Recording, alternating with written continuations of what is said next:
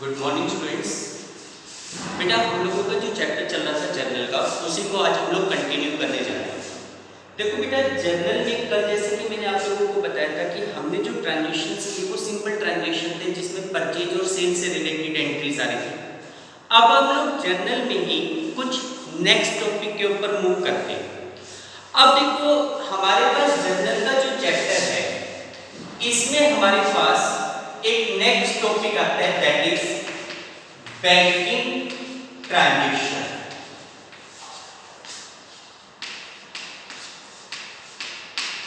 Banking transactions, देखो ये banking transactions का मतलब क्या होता है, बैंकिंग ट्रांजैक्शन किसे कहते हैं। देखो आप लोगों को ये बात अच्छी तरीके से पता है कि आज की डेट में कोई भी बिजनेसमैन किसी भी लेवल के ऊपर अपने बिजनेस को ऑपरेट क्यों ना करे। हम एक छोटे बिजनेस ऑर्गेनाइजेशन की बात कर लें, चाहे एक बड़े से बड़े बिजनेस ऑर्गेनाइजेशन की बात क्यों ना करें, हर प्रकार के बिजनेस ऑर्गेनाइजेशन में आज की डेट में बैंक के थ्रू ट्रांजैक्शन करना लगभग कंपल्सरी। भाई सीधी सी बात है, आज की डेट में अगर आपको किसी को पेमेंट करनी है तो नॉर्मली आप लोग चेक के थ्रू करते हो। अगर आपको किसी से पैसे लेने हैं तो नॉर्मली वो चेक के थ्रू रिसीव करते हो। इवन गवर्नमेंट रेगुलेशंस के अकॉर्डिंग एक फिक्स अमाउंट से ऊपर की अगर कोई भी रिसिप्ट्स या कोई भी पेमेंट है तो it is compulsory to be made through cheque, यानी कि वो पेमेंट या वो रिसिप्ट चेक के थ्रू करनी कंपल्सरी। तो इसका मतलब ये हुआ कि आज की डेट में लगभग हर प्रकार के बिजनेस ऑर्गेनाइजेशन के लिए ये कंपल्सेशन है, ये एक रिक्वायरमेंट है कि वो किसी न किसी बैंक में अपना अकाउंट ओपन करे और अपने मैक्सिमम ट्रांजैक्शन बैंकों के थ्रू ऑपरेट करे। जैसे किसी को पेमेंट करनी है चेक से पेमेंट करेगा, पेमेंट रिसीव करनी है बंदे से चेक रिसीव करेगा, बैंक में डिपॉजिट करेगा। ठीक है, तो देखो जब हम बैंक के साथ कोई ट्रांजैक्शन करते हैं या बैंक के थ्रू किसी भी प्रकार का कोई ट्रांजैक्शन करते हैं तो उस ट्रांजैक्शन के लिए जर्नल एंट्रीज हमारी क्या होगी, ये टॉपिक मैं आपको समझाने जा रहा हूं कि how to record the different banking transaction, यानी कि बैंक के साथ होने वाले डिफरेंट ट्रांजैक्शन को आप कैसे रिकॉर्ड करोगे। देखो कुछ मेजर बैंकिंग ट्रांजैक्शन है, कुछ स्पेशल ट्रांजैक्शन है जो बैंकों के थ्रू किए जाते हैं। जैसे सबसे पहला ट्रांजैक्शन बैंक के थ्रू होता है, ये समझने की एंट्री है, ये सारी एंट्री आपको समझाई जा रही है। जैसे हमारा पहला ट्रांजैक्शन होता है बैंक के through depositing cash,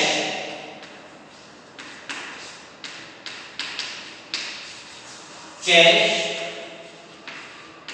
into bank, cash को बैंक में डिपॉजिट करना।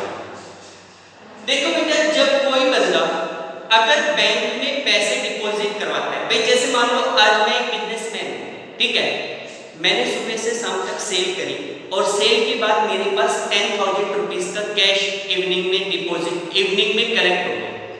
अब मैं क्या करूंगा कि नॉर्मली उस कैश को उठाकर बैंक में ले जाऊंगा और बैंक में डिपॉजिट करवा दूंगा। तो जब हम कैश को बैंक में डिपॉजिट करवाते हैं तो उसके लिए हमारी एंट्री होती है bank account debit to cash account when cash is deposited to bank.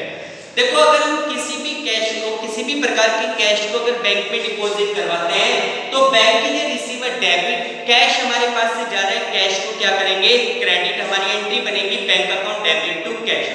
ठीक, इसी प्रकार सेकंड ट्रांजैक्शन हमारे पास आता है withdrawing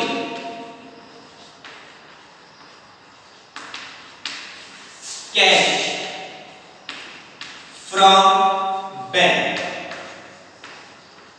withdrawing cash from bank. देखो बेटा, विथड्रॉइंग कैश फ्रॉम बैंक का मतलब क्या होता है कि भाई जैसे आज की डेट में आपका बैंक में पैसा डिपॉजिट है, ठीक है, मान लो आज आपको अपनी दुकान के ऊपर किसी बंदे को पेमेंट करनी थी, उसके लिए आपको पैसे की रिक्वायरमेंट है, आपने अपने क्लर्क को भेजा कि जाकर बैंक से पैसे निकलवा के ले आओ। ठीक है, अब अगर क्लर्क बैंक से पैसे निकाल के लाता है for office, for using that cash into the office या फॉर बिजनेस पर्पस, तो हमारे बिजनेस में दो चीजों पर इफेक्ट पड़ा।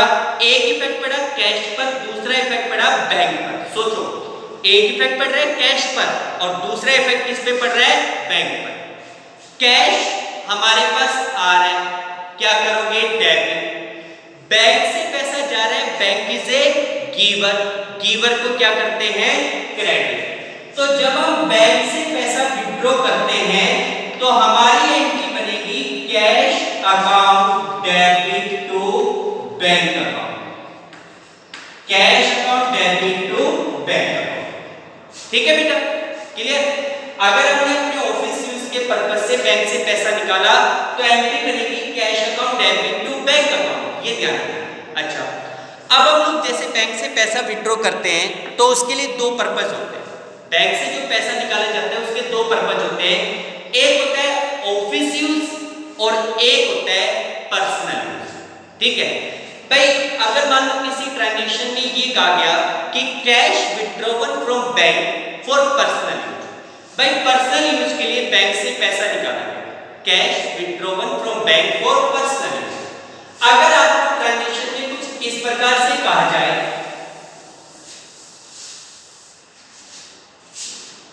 Cash withdrawal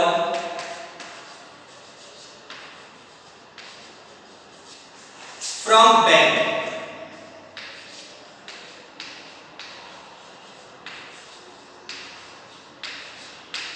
for personal use. भाई अगर आपने बैंक से पैसा निकाला है पर्सनल यूज के लिए, पर्सनल यूज का मतलब क्या होता है? भाई जैसे बिजनेस का ओनर होता है, उसको अपनी पर्सनल रिक्वायरमेंट को पूरा करने के लिए पैसे चाहिए होते हैं। मैं आपको पहले भी बता चुका हूं कि जब ओनर बिजनेस को चलाता है तो बिजनेस चलाने के साथ साथ उसको अपना घर भी चलाना होता है, तो अपनी पर्सनल रिक्वायरमेंट को पूरा करने के लिए उसको पैसे की रिक्वायरमेंट होती है और generally he withdraw this amount from the bank. Generally वो पैसा ये कैसे कहां से निकालता है? बैंक से। अब देखो, जैसे आप लोगों ने पहले के ट्रांजैक्शन में देखा था कि अगर ओनर अपने पर्सनल यूज के लिए पैसा निकालता है तो उसे हम क्या कहते हैं? ड्राइंग्स कहते हैं। एक इफेक्ट पड़ा ड्राइंग्स पे जिसको करेंगे डेबिट, कैश जा रहा है क्रेडिट। इसी प्रकार अगर ओनर बैंक से पैसा निकालता है तो ड्राइंग्स को तो करेंगे डेबिट और पैसा बैंक से जा रहा है, bank is a giver, bank को क्या करेंगे? क्रेडिट। तो यहां पे आपकी एंट्री बनेगी drawing account debit to bank account, drawing account debit to bank. अगर ओनर के द्वारा अपने पर्सनल यूज के लिए बैंक से पैसा निकाला जाए तो एंट्री बनेगी drawing account debit to bank account. Clear बेटा? अच्छा, इसी प्रकार अगर मान लो किसी भी बंदे को आपको पैसे देते, भाई जैसे राम आपके पैसे मांगते हैं, आपने राम को पेमेंट करने के लिए चेक दे दिया। भाई जैसे वो 10,000 रुपये मांगता था, आपने उसको 10,000 रुपये का चेक दे दिया। तो अगर मान लीजिए आपका ट्रांजैक्शन दिया हो कि if payment is made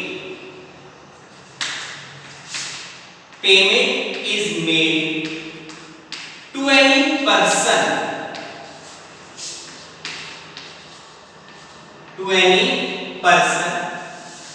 by cheque. भाई कोई बंदा आपके पैसे मांगता है, आपने उस बंदे को चेक से पेमेंट की, आपने उस पर्सन को चेक देकर हिसाब क्लियर कर दिया। तो देखो, जिस भी बंदे को चेक दिया गया Ram Mohan Sohan X Y Z, उसका नाम तो हो जाएगा डेबिट क्योंकि वो रिसीवर है। बैंक से पैसा जा रहा है, बैंक को क्या करोगे? क्रेडिट। तो एंट्री आपकी हो जाएगी पर्सनल अकाउंट। देखो बेटा, मैं यहाँ पे वर्ड लिख रहा हूँ पर्सनल अकाउंट। पर्सनल अकाउंट का मतलब जिस भी बंदे का नाम है वो नाम आ जाएगा। Personal account debit to bank account, आपकी एंट्री लेगी personal account debit to bank. If the payment is made to any person through a cheque, आपकी एंट्री लेगी personal account debit to bank. ठीक बेटा? अच्छा, इसी प्रकार नेक्स्ट ट्रांजैक्शन आता है कि मान लो आपके बिजनेस में कई प्रकार के एक्सपेंसेस होते हैं, लाइक किसी को सैलरी पे करनी है, रेंट की पेमेंट करनी है, कमीशन पे करना है, कई प्रकार के एक्सपेंसेस होते हैं। और नॉर्मली कुछ जो बड़े बिजनेस ऑर्गेनाइजेशंस होते हैं वो इन एक्सपेंसेस की पेमेंट थ्रू चेक करते हैं। भाई मान लो राम को हमें 10,000 रुपये सैलरी के देने, बंदा हमारे पास आया, हमने उसको 10,000 रुपीज का चेक काट के दे दिया।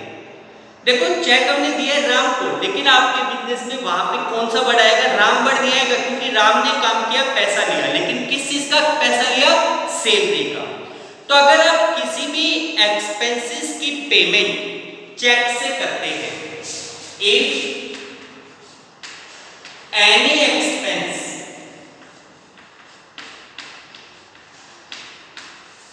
is paid by check, अगर आपका कोई भी एक्सपेंस है जिसकी पेमेंट आपने चेक से की है, तो देखो एक्सपेंस को तो क्या करोगे? डेबिट। एक्सपेंस का नाम लिख देंगे, जैसे रेंट, सैलरी, कमीशन, जो भी खर्चे का नाम है, आपकी एंट्री हो जाएगी expense account debit to bank account, expenses account debit to bank account. If any expense is paid by cheque, आपकी एंट्री हो जाएगी expense account debit to bank account. Clear बेटा? ठीक। अच्छा, इसी प्रकार नेक्स्ट ट्रांजेक्शन आपके पास आता है बैंक से रिलेटेड 7-6। देखो बेटा, बुक में भी कुछ बैंकिंग ट्रांजेक्शन दिए गए हैं, हम सीक्वेंस के अकॉर्डिंग नहीं चल रहे, जैसे जैसे हमारी रिक्वायरमेंट है उसी के अकॉर्डिंग है। तो देखो अब हमारे पास 6 टाइप आते हैं। देखो क्या होता है, मान लो अभी तक तो हमने बात करी पेमेंट की, अब बात करते हैं रिसिप्ट की। आप किसी बंदे के पैसा मांगते हैं, ठीक है, आप किसी बंदे के पैसा मांगते हैं और उस बंदे ने आपको चेक से पेमेंट कर दी, यानी कि जो भी पैसा आप उस बंदे के मांगते थे उसके अगेंस्ट उस पार्टी ने आपको क्या दे दिया? चेक दे दिया। अब देखो उसमें दो बातें होती है। आज आपको राम से एक चेक मिला, आप उस चेक के दो केसेस कर सकते हैं, either the cheque may be deposit into bank immediately और it may be kept with yourself to be deposit later. यानी कि जब आपको किसी पार्टी से कोई चेक मिलता है तो आप उस चेक को बैंक में उसी टाइम डिपॉजिट करवा सकते हो, या फिर आप उस चेक को अपने पास रख सकते हो कि भाई लेटर और हम जमा करा देंगे। कई बार क्या होता है कि जैसे राम ने आज आपको चेक से पेमेंट कर दी, एक चेक की वैलिडिटी 3 मंथ टू 6 मंथ तक की होती है, ठीक है।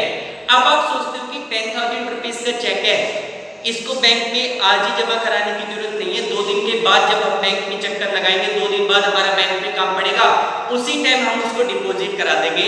इसका मतलब आज की डेट में आपको किसी पार्टी से कोई चेक मिला but it was not deposit into bank, ठीक है। तो दो केस होते हैं। पहला केस आता है 6th एंट्री में, if check is received from any person, from any person, and it is deposited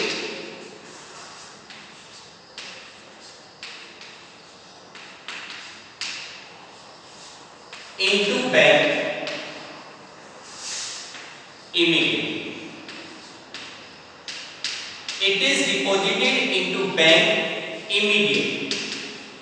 भाई मान लो आपको किसी पार्टी से कोई चेक मिला, ठीक है, और आपने उस चेक को इमीडिएटली अपने बैंक में डिपॉजिट करवा दिया, उसी टाइम उठाकर वो चेक बैंक में जमा करवा दिया।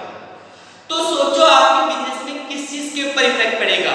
देखो सीधी सी बात है, एक इफेक्ट तो पड़ गया बैंक पर, क्योंकि आप चेक को बैंक में डिपॉजिट करवा रहे हो, तो जिस बैंक में जमा करा रहे हो बैंक के रिसीवर को क्या करते हैं? डेबिट। दूसरा इफेक्ट किस पे पड़ रहा है? दूसरा इफेक्ट पड़ रहा है उस पर्सन पे जिसने आपको चेक दिया था, ही इज ए गिवर, और गिवर को हम क्या करते हैं?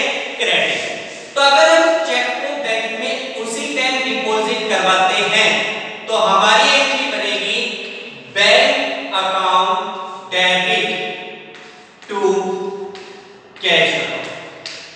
हमारी एंट्री बन जाएगी bank account debit to cash account. अगर किसी पार्टी से चेक लिया and it was deposited to bank, तो हमारी एंट्री बन जाएगी bank account debit to clear बेटा?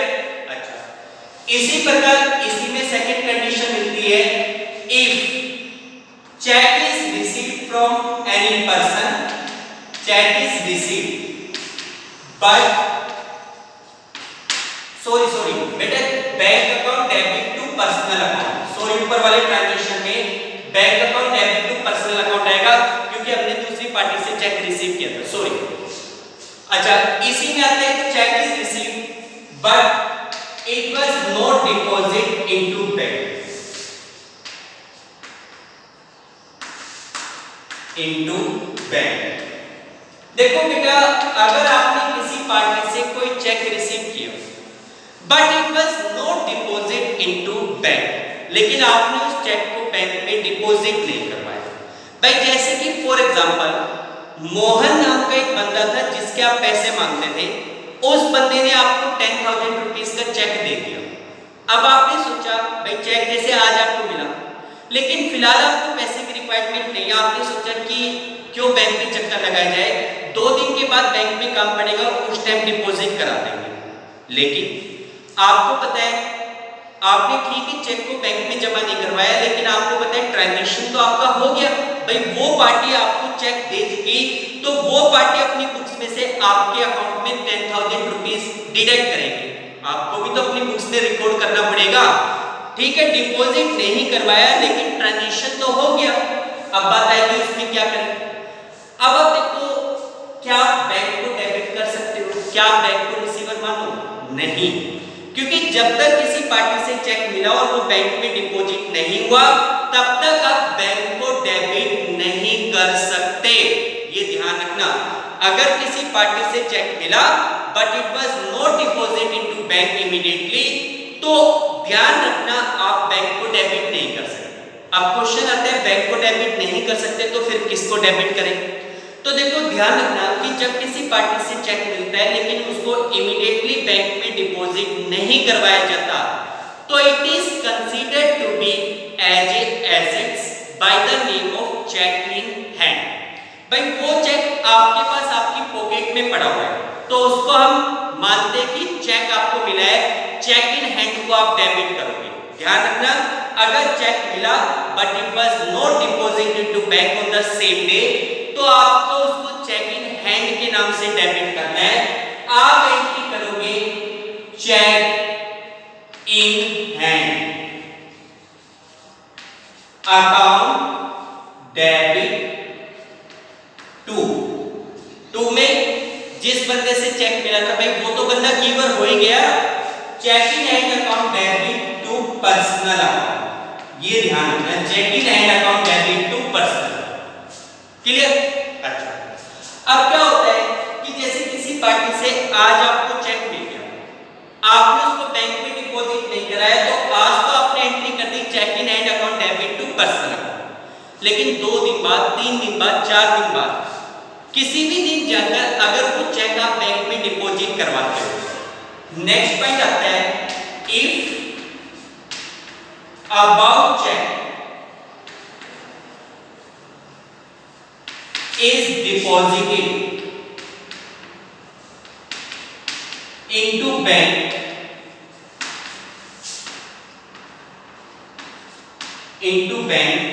later। भाई अगर यही चेक आप अपने बैंक में बाद में डिपॉजिट करवाते हो, मान लो 10 दिन के बाद आप बैंक में गए, आपको जो पुराना चेक मिला था जिसको आपने चेक इन हैंड के नाम से डेबिट किया था, उस चेक को आप अपने बैंक में डिपॉजिट करवा रहे हो 10 दिन बाद, तो उस डेट को एंट्री क्या होगी? अब 10 दिन बाद जिस दिन आप चेक को जमा कराओगे उस दिन बैंक आपका क्या हो जाएगा? रिसीवर। बैंक को क्या करोगे? डेबिट। चेक इन हैंड जो आपके हाथ में पड़ा हुआ था वो चेक आपके पास से जा रहा है, तो चेक इन हैंड को क्या करोगे? क्रेडिट। तो जिस दिन आप उसको बैंक में डिपॉजिट करवाओगे उसके लिए एंट्री हो जाएगी bank account debit to cheque in hand, bank account debit to cheque in hand. Clear बेटा? ठीक। इसी प्रकार नेक्स्ट ट्रांजैक्शन बैंक के थ्रू आपके पास आता है, if interest is allowed by bank.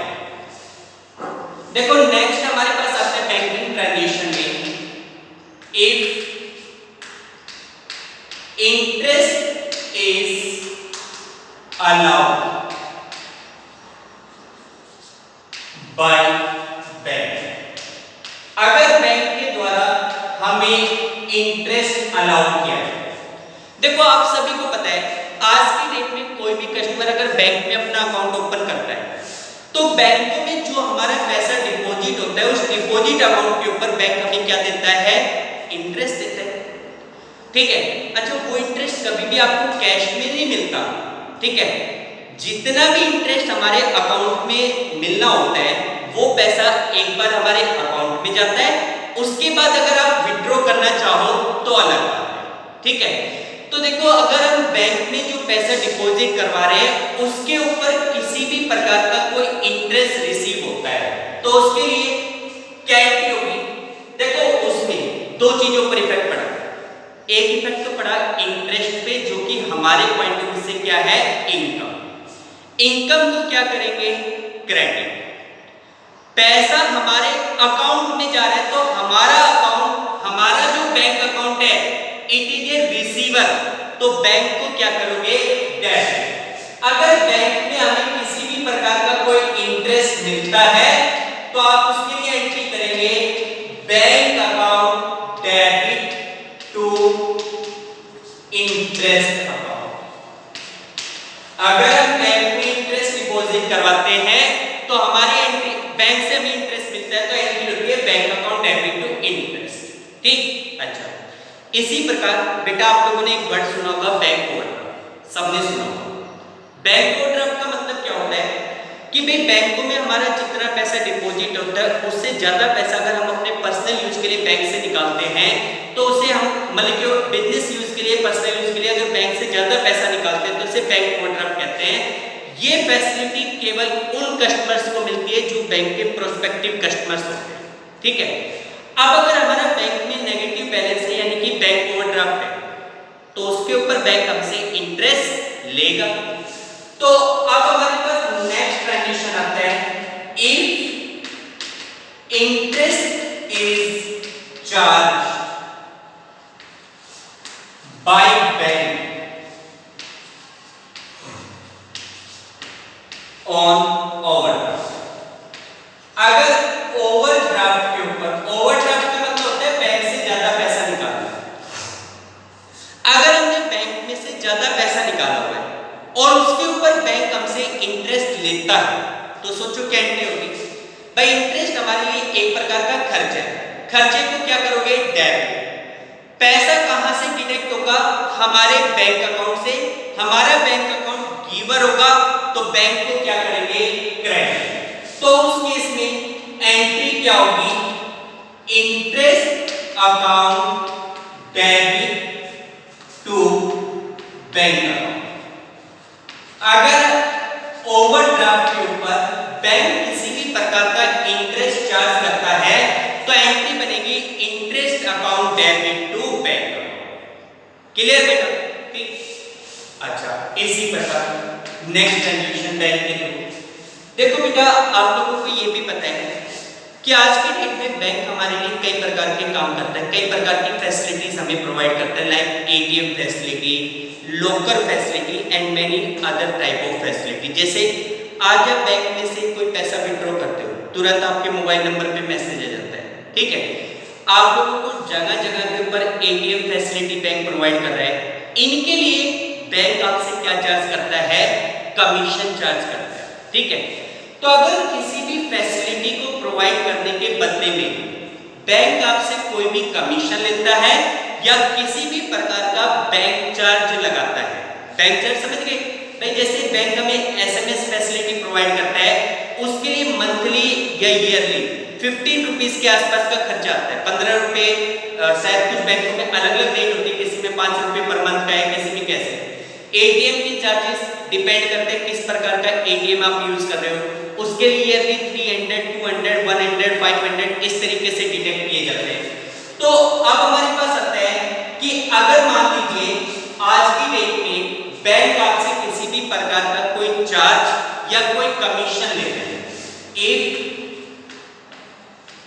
Any type of commission,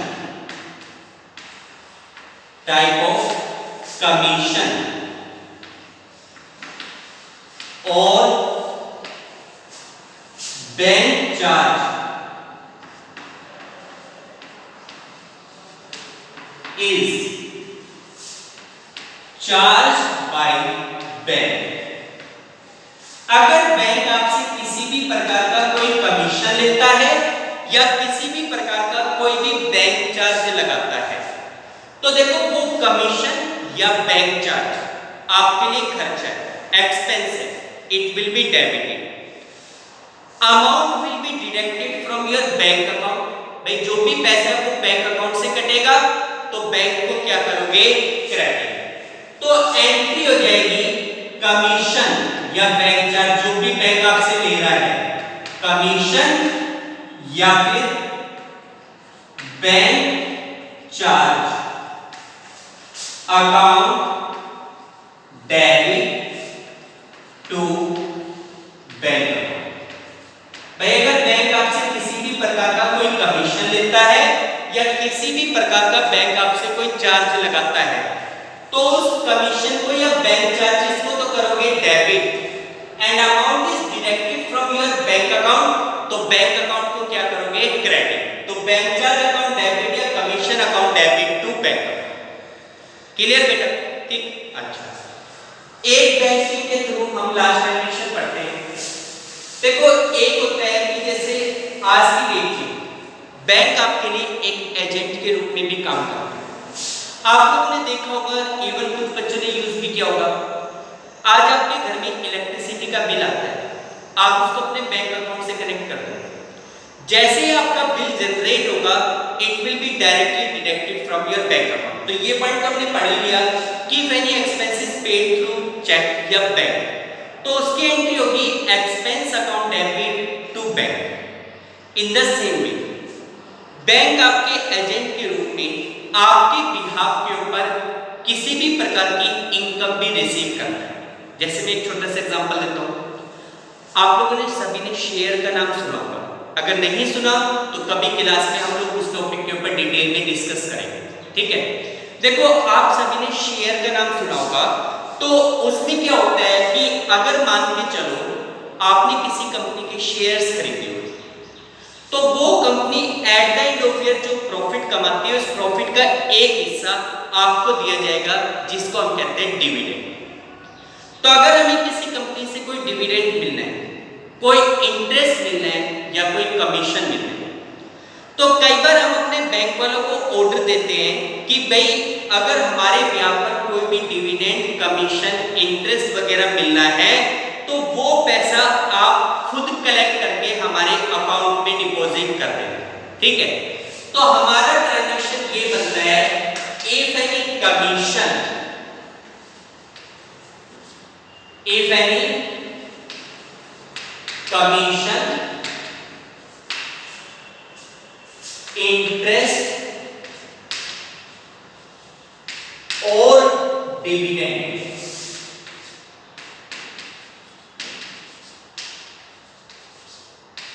is collected by bank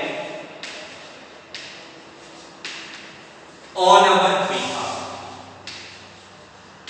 भाई अगर बैंक के द्वारा हमारे बिहाफ पर किसी भी प्रकार का कोई इंटरेस्ट, कमीशन या डिविडेंड कलेक्ट किया जाए, ठीक है, तो उसके लिए एंट्री क्या होगी। देखो हमारा बैंक हमारे बिहाफ पर ये पेमेंट रिसीव कर रहा है, तो बैंक की जो रिसीवर उसको करोगे डेबिट, डिविडेंड, कमीशन, इंटरेस्ट जो भी है वो हमारे लिए इनकम है, जिसको करेंगे क्रेडिट। तो हमारी एंट्री हो जाएगी bank account debit to interest account, interest, commission या फिर डिविडेंड, इसको करेंगे क्रेडिट। क्लियर बेटा। तो देखो बेटा आज का ये हमारा टॉपिक था, कुछ मैंने आपको बैंकिंग ट्रांजैक्शन के बारे में समझाया, ठीक है। आज की डेट में आप सभी स्टूडेंट इन सभी बैंकिंग ट्रांजैक्शन को अच्छी तरीके से समझने की कोशिश करेंगे। अगर आपको किसी भी प्रकार का डाउट, किसी भी प्रकार की डिफिकल्टी लगती है, इमीडिएटली कॉल मी, ठीक है। आज आप इन सभी ट्रांजैक्शन को समझने की कोशिश कीजिए, कल हम इन्हीं बैंकिंग ट्रांजैक्शन से रिलेटेड क्वेश्चंस को सॉल्व करेंगे, ठीक है बेटा। Okay, thank you, have a nice